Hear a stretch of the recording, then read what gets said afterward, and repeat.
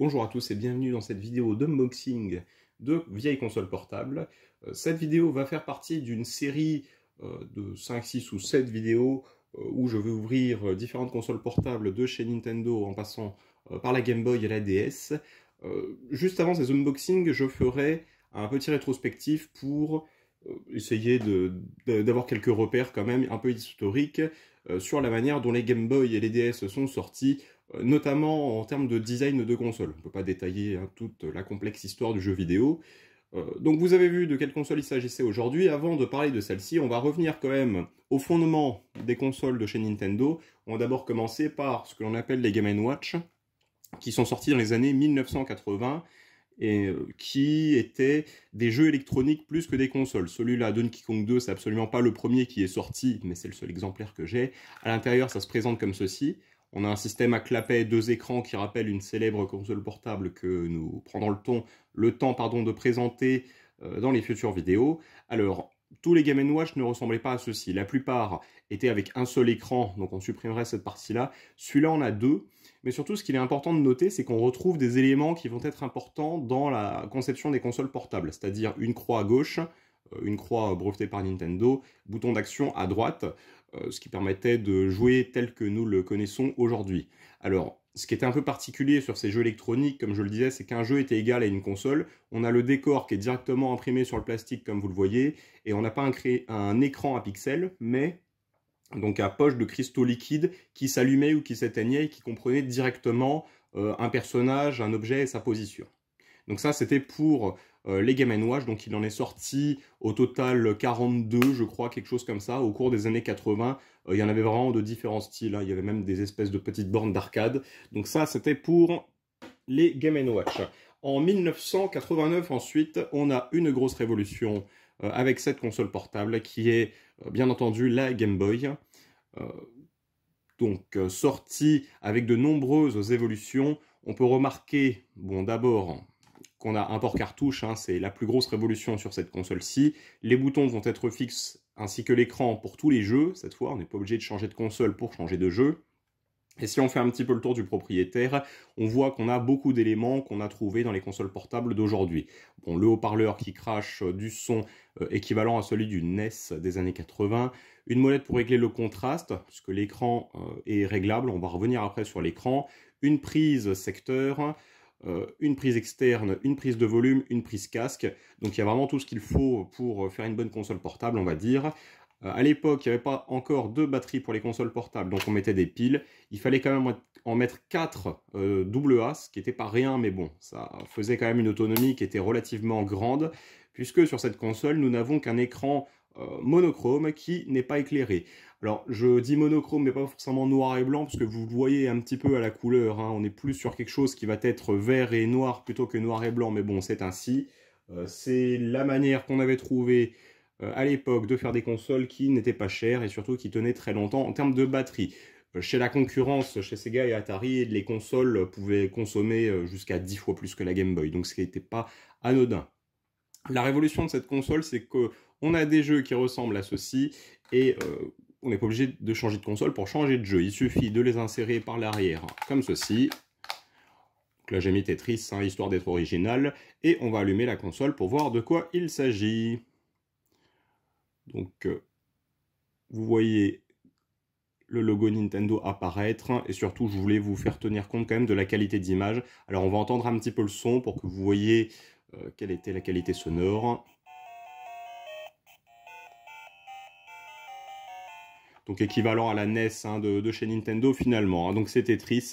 Vous voyez qu'avec le contraste, on peut jouer sur ce que l'on voit à l'écran pour voir rien du tout ou bien pour voir tout sombre. Le but c'est d'être entre les deux. Et si jamais j'allume Tetris, bon bah c'est le jeu que vous connaissez, hein, mais au moins vous voyez à peu près la qualité d'image que l'on pouvait avoir à l'époque. Donc ça c'était pour la première Game Boy. Pendant à peu près 7 ans, il se passe absolument rien, on reste toujours sur la même console. Ce n'est seulement qu'en 1996 que ce modèle-ci apparaît, à savoir la Game Boy Pocket, qui simplement contient exactement le même hardware que son premier modèle, c'est juste que les tailles ont fortement été réduites. La première, on s'en rend pas trop compte forcément à l'écran, mais elle est vraiment énorme, hein. Quand on veut la mettre dans une poche, c'est quand même assez compliqué. Si je compare à la Game Boy Pocket, on a tout de suite quelque chose qui est beaucoup plus petit, beaucoup plus fin. Hein, regardez, voilà. Sinon, on est, je vais la mettre ici, celle-là, strictement sur la même chose. La petite évolution qu'on a aussi quand même, c'est qu'on n'a plus que 2 piles AAA plutôt que 4 piles AA, ce qui est une bonne évolution. Ça fait quelque chose de beaucoup moins lourd. Peut-être ce qui est un petit peu embêtant selon moi sur cette console, c'est que en termes de prise en main, on est quand même un petit peu moins bon, comme on est plus petit. Mais bon, c'est comme ça. Et puis, il n'y a pas grand chose d'autre à dire, hein. C'est exactement la même chose que l'autre.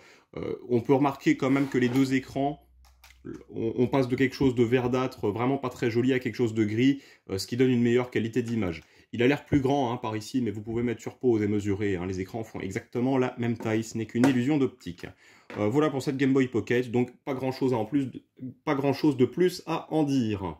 Ensuite, seulement 2 ans plus tard, donc un peu plus rapidement que du passage de la Game Boy à la Game Boy Pocket, on a ceci qui sort, la Game Boy Color, qui lui ressemble quand même pas mal en termes de taille.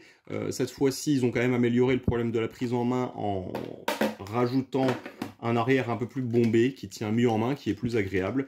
Mais surtout, comme son nom l'indique, cette console ajoute la couleur, avec un écran un peu plus petit, mais de meilleure qualité, qui ne bave plus, et qui surtout est couleur. Il n'y a plus de contraste, justement, comme il est déjà bien réglé sur cette console, donc il n'y a pas besoin d'ajouter une molette de contraste.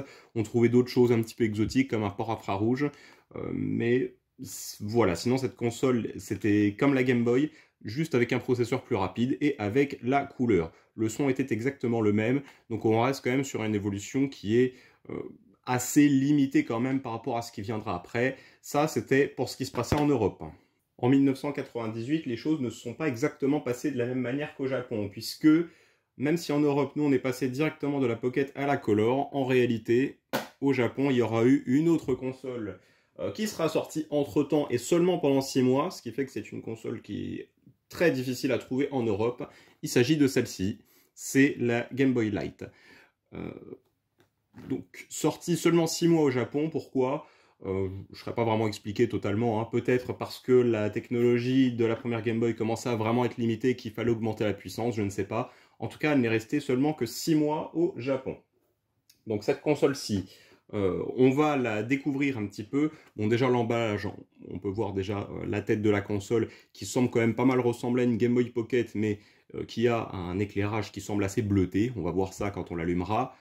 Game Boy Light sur le côté, pareil ici, pareil là, pareil en bas.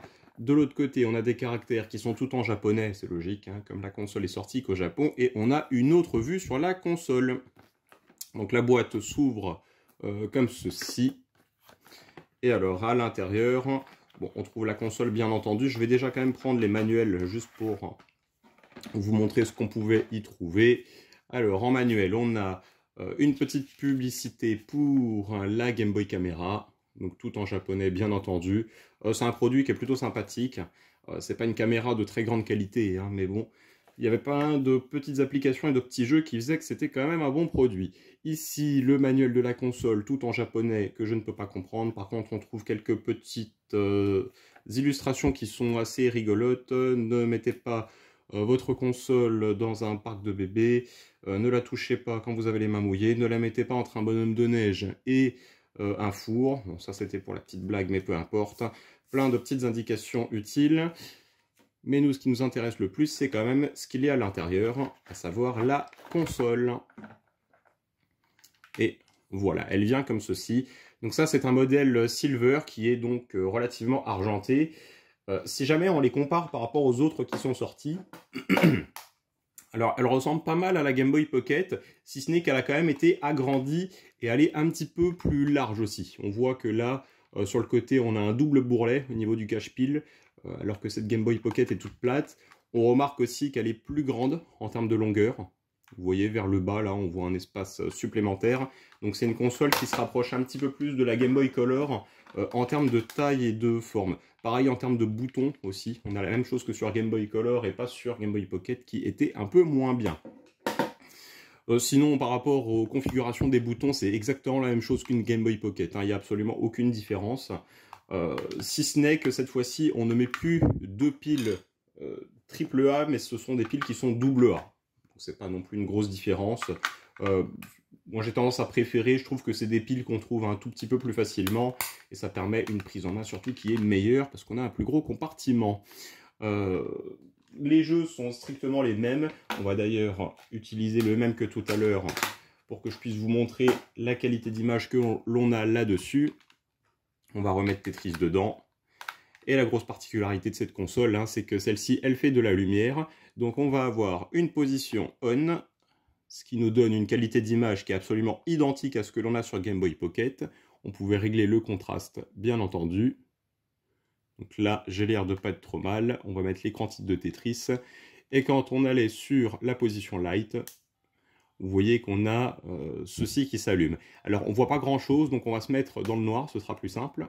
Donc là, cette fois-ci, nous sommes dans le noir avec la console allumée, qui n'est pas encore en position light. Là, je vais mettre la position light. Et voilà à peu près ce que l'on obtient quand le focus sera mis. Donc on a quelque chose d'assez bleuté, hein, qui est quand même relativement plaisant. Pas très puissant, mais assez lisible.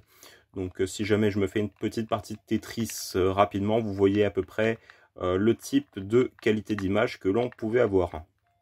Les boutons sont assez agréables. La peinture métallisée de la console est assez agréable aussi. Donc ça fait vraiment une belle pièce de collection. Là, vous voyez plus rien du tout. Mais de toute façon, ce n'est pas très grave. Allez, on va l'éteindre. Voilà ce que j'avais à vous dire sur la Game Boy Light. Comme je vous le disais, c'était une console qui est sortie peu de temps au Japon, qui est assez difficile à trouver en Europe. Mais par son aspect, je trouve que c'est quand même une très belle pièce de collection.